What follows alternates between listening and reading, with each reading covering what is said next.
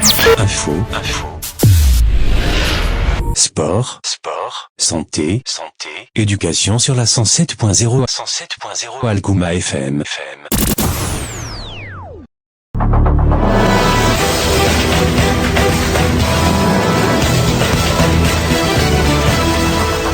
12h48 à Gouloumbou. Mesdames et messieurs, bonjour et bienvenue dans cette grande édition. Voici les titres. En titre, la société de gestion d'énergie Manantali 2 a procédé hier à la remise de matériel aux comités locaux de coordination Tambacounda, Goudiri et Bakel. Journée mondiale de la radio Algouma FM ouvre son micro à Moussa Omar Gueye, journaliste et correspondant de la RFM à Tambacounda. Fête de Saint-Valentin, les commerçants du marché central se frottent les mains. En passe sportive, ce sera l'affaire de Madame Keita Awaba. Mesdames et messieurs, bienvenue à tous. Présentation Simone Pambouki. Comme annoncé dans les titres, la gouvernance s'est tenue ce mercredi une cérémonie de remise de matériel, téléphone, moto, imprimante, etc. aux comités locaux de coordination de Tambacounda, Goudiri et Bakel par la SOGEM.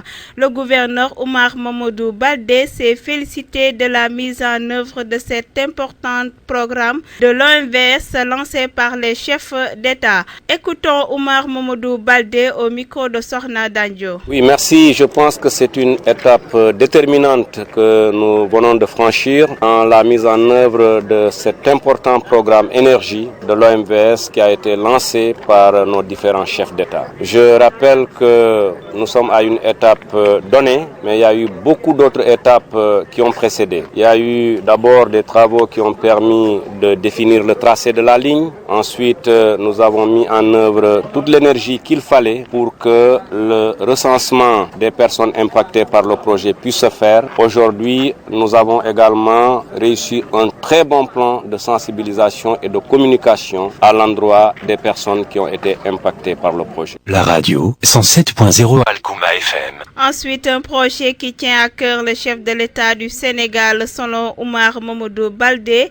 Il n'y a pas de difficultés relevées dans la mise en œuvre du projet et dans un délai raisonnable, les personnes impactées pourront rentrer dans leurs fonds. Il est toujours au micro de Sorna Danjo. Je suis également heureux de noter que jusqu'à maintenant, il n'y a pas de difficultés vraiment particulières relevées dans la mise en œuvre du projet. Je rappelle que pour les zones vertes qui n'étaient pas occupées, les travaux sont déjà avancés. Il restait un peu les zones qui relevaient donc des PAP. Là aussi, monsieur le directeur général m'a dit que dans un délai raisonnable, les personnes impactées pourront rentrer dans leurs fonds et nous libérer donc la totalité du tracé. Ce que je voudrais dire, c'est que c'est un des projets majeurs qui tient à cœur le chef de l'État du Sénégal. Puisque si nous parvenons à finaliser cette ligne de transport d'énergie, c'est tout le développement économique et social des pays de l'OMVS qui va être impacté positivement. Donc pour cette raison, de nouveau, je rassure les autorités de la SOGEM, les autorités de l'OMVS, que pour Tamba, tout sera mis en œuvre pour que le projet ne connaisse pas de blocage et nous n'avons pas d'inquiétude de ce point de vue. La radio 107.0 Algouma FM. Lors de cette rencontre, toujours le directeur général de la SOGEM, M. Tamsir Ndiaye, s'est exprimé. Ce dernier évoque que le matériel remis au gouverneur est destiné à contribuer à l'augmentation des capacités des services des collectivités locales qui sont sur le terrain. Il ajoute aussi que l'énergie est un facteur important pour l'OMVS qui vise à améliorer les conditions de vie des populations. Monsieur Tamsir Ndiaye, directeur général de la SOGEM et au micro de Sorna Danjo. Le matériel qu'on vient de remettre au gouverneur de la région de Tamba est destiné à contribuer à l'augmentation des capacités opérationnelles des services déconcentrés, des services de collectivités locales qui sont sur le terrain traversés par notre projet. Puisque, comme vous le savez, nous nous appuyons sur le gouverneur et sur ses services pour servir de relais au niveau du terrain, aussi bien pour les travaux travaux que pour la sécurité, que pour la sensibilisation des populations, pour que les populations d'abord comprennent bien les enjeux de ce projet, puissent adhérer au projet et qu'elles puissent travailler ensemble avec nous pour que tous les impacts positifs qui sont escomptés par les plus hautes autorités du Sénégal, mais aussi de l'OMVS, à travers ce projet puissent être atteints et au bénéfice des populations. Parce que vous savez, l'objectif de l'OMVS, c'est l'amélioration des conditions de vie des populations dans les États membres. Et je pense qu'aujourd'hui, l'énergie est un facteur extrêmement important pour pouvoir drainer toutes les autres activités dans l'amélioration des conditions de vie. Radio 107.0 Alcouma FM. Selon M. Ndiaye, toujours, il s'agit d'augmenter l'offre énergétique de l'OMVS dans les différents États, car il est difficile de développer une localité s'il n'y a pas d'énergie. Écoutons Tamsir Ndiaye, toujours au micro de Sokhna Dandio. Il est difficile aujourd'hui, si on n'a pas de l'énergie, de pouvoir développer une localité. Parce qu'aujourd'hui, même pour l'eau, pour avoir accès à l'eau et faire une distribution correcte, il faut de l'énergie. Donc c'est une source importante et c'est pour ça que les autorités de l'OMVS, depuis la création en 1972, avaient estimé que c'était important de mettre en place un projet qui pouvait utiliser l'hydraulicité du fleuve Sénégal qu'on a pour pouvoir produire de l'énergie beaucoup moins chère que l'énergie fossile aujourd'hui qui vient du pétrole ou du gaz et donc à un prix beaucoup moins cher. Et c'est ce qu'on est en train de faire donc depuis la mise en eau du barrage de Manantali en 86 et donc la mise en service de la centrale de Manantali en 2001-2002. Et aujourd'hui, il s'agit d'augmenter l'offre énergétique de l'OMVS parce qu'après Manantali, on a construit Felou, la centrale de Felou qui est en service depuis 2013. On est en train de construire Gouina qui va être mise en service en 2021 et toutes ces sources de production doivent être évacuées correctement dans les États et le réseau interconnecté de Manantali qu'on avait à l'époque ne peut pas suffire à faire transiter toute cette production d'énergie dans les différents États. La radio 107.0 Alcouma FM. Ensuite, parlons de la journée de la radio. Chaque année, la journée mondiale de la radio est célébrée le 13 février.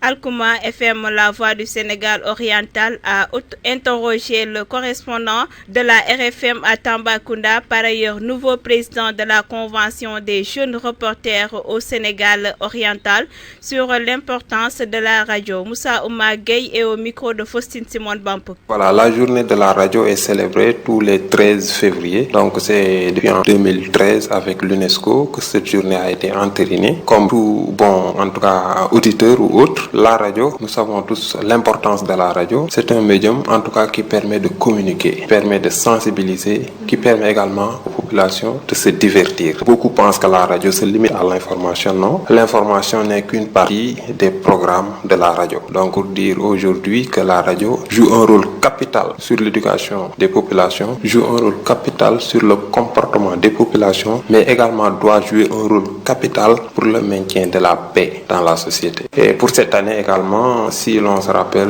le thème tourne sur la diversité. La diversité, quand on parle de la diversité dans la zone orientale, c'est une chose déjà qui est vécue, que les responsables des radios communautaires sont obligés, en tout cas, de diversifier leur programme pour aller à la course de l'audimat. L'audimat, c'est ce qui fait le fort taux d'écoute d'une radio. Aujourd'hui, par exemple, si Moussa Omar Gueye crée sa radio à Tambacounda, refuse de mettre des programmes en Bambara, en Polar, pour les ethnies minoritaires, Bassari, Béti, Konyagis, et pour les Djahang et autres, au finish, tu vas te retrouver avec une radio pour toi-même. C'est pas important. La radio 107.0 Alcouma FM. Ensuite, à l'occasion de la journée mondiale de la radio, toujours le groupe Alcouma a effectué ce matin une petite descente dans la ville pour interroger les auditeurs. Ainsi, certains se sont prononcés sur l'importance de la radio. Toujours dans cette édition de 12h30, à quelques heures de la fête de Saint-Valentin, le groupe Alcouma a effectué un micro-trottoir au marché central de Tambacounda. Pour certains commerçants, les choses s'annoncent bien car les clients viennent nombreux et la majorité sont des filles qui achètent des Lacoste et d'autres choisissent des roses. Écoutons M. Badji au micro de Awaba Keita. Moi, il n'y a pas... L'amour, ça fait tous les jours. D'autant plus que voilà, quand on s'aime, il faut chaque jour prouver à son partenaire que l'amour qu'on a pour lui. Donc pour moi, il n'y a pas de jour spécial, bien vrai que voilà, maintenant il y a un jour qui est destiné pour ça. Voilà, on le prépare comme tout amoureux. C'est ce que je viens de vous dire. Pour moi, tous les jours, on doit prouver à son partenaire que l'amour qu'on porte pour elle. Parce que voilà, pour moi, il n'y a pas un jour défini pour dire que voilà, tel jour on doit uniquement fêter l'amour. Quand on est amoureux de quelqu'un ou quelqu'une, voilà, il faut toujours être là pour elle et voilà, il faut toujours montrer qu'on est attentionné. Pour moi, l'amour, ça ne se fait pas un seul jour. Bien vrai que voilà, le Saint-Valentin, c'est uniquement un seul jour, mais pour moi, l'amour, c'est toute une vie. Parce que voilà, quand on est amoureux, pour moi, il n'y a pas de jour spécial pour fêter. Tous les jours, c'est important pour fêter l'amour. D'habitude, moi, avant, j'ai pas grand chose à faire à part que voilà, cette année-ci, quand même, je compte sortir avec mon amoureuse, histoire de dîner ensemble, histoire de fêter comme le font tous les amoureux. La radio 107.0 Algouma FM. En bref, dans l'actualité du pays, le président Macky Sall a promis son soutien au Canada pour sa candidature au Conseil de sécurité. Les Nations Unies, on va voir également comment le Canada peut contribuer dans la zone de libre-échange africaine, a dit le président sénégalais lors d'une conférence de presse conjointe animée avec le Premier ministre canadien. Tout de suite, la page sportive. Le sport.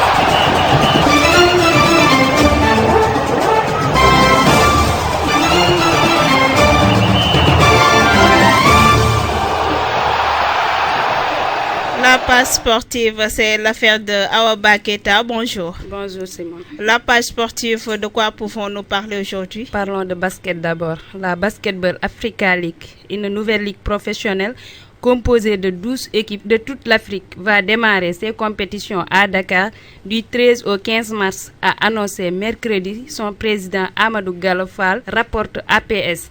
Ensuite, sport toujours, le comité national olympique et sportif sénégalais et le comité olympique canadien ont signé mercredi une convention en vue de l'organisation des Jeux olympiques de la jeunesse prévue du 9 au 22 janvier 2022 à Dakar. Sport toujours, après 4 ans de négociations, la CAF et l'Égypte ont renouvelé pour 10 ans une convention pour l'hébergement du siège de l'institution au Caire. Allons au match du jour, la demi-finale de la Coupe du Roi en Espagne. Le Real Sociedad reçoit Mirandés à 20h GMT. Demi-finale en Italie pour la Coppa Italia. Milan reçoit la Juventus de Cristiano Ronaldo à 19h45. Enfin, deux quarts de finale de la Coupe de France. Épinal reçoit Saint-Étienne à 20h GMT. C'était tout pour la page sportive, Simone. Merci à toi, Madame Keita, pour la présentation de la page sportive. Tout de suite, le rappel des titres.